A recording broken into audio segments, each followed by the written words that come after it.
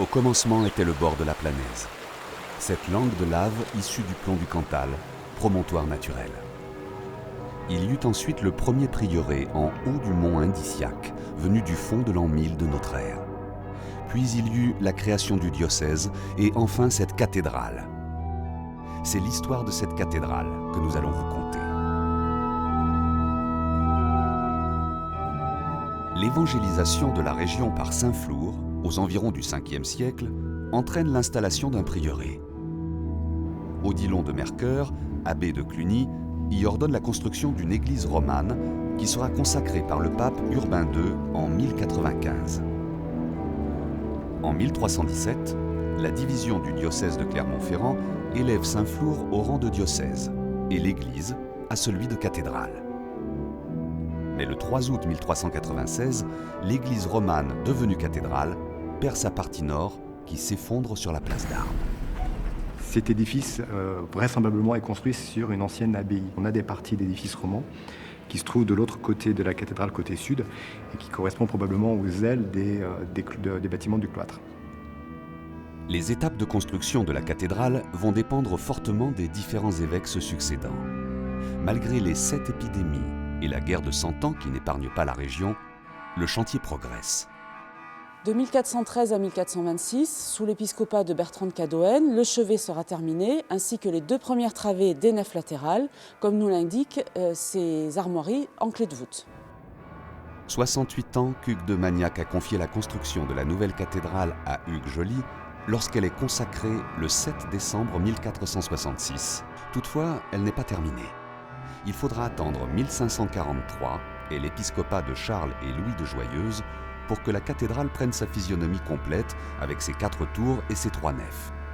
Le Christ noir de la cathédrale de Saint-Flour est une pièce assez mystérieuse. Il a été peint en noir.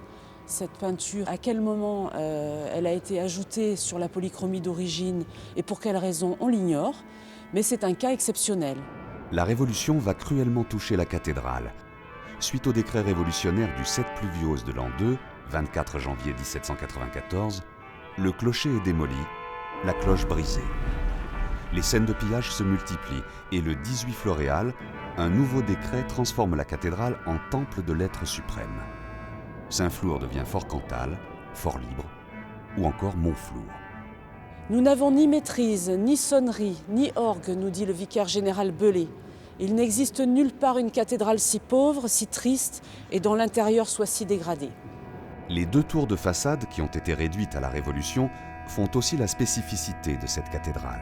Nous sommes dans la dernière salle de la tour sud-ouest, donc une salle, ancienne salle d'appartement, de logement.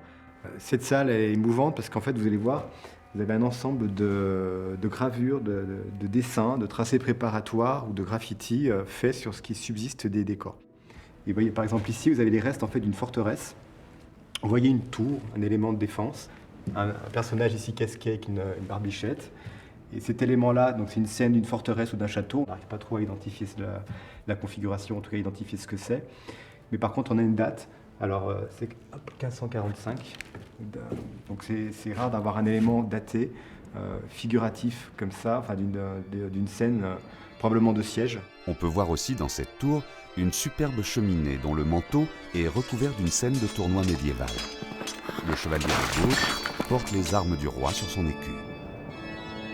La tour nord, elle, abritera le logement d'employés de la cathédrale, dont certains ont même laissé leur nom dans la pierre.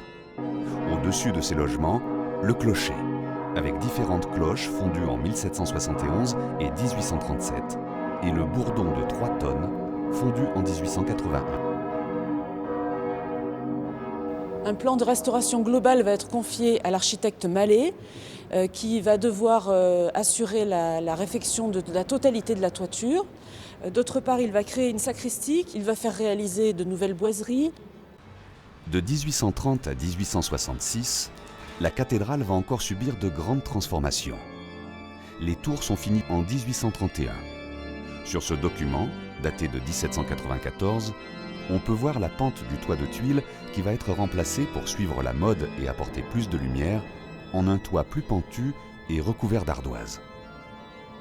À cette occasion, le fronton entre les 2 tours sera modifié à nouveau, comme le montrent ces vues de face de l'édifice, apportant différentes propositions.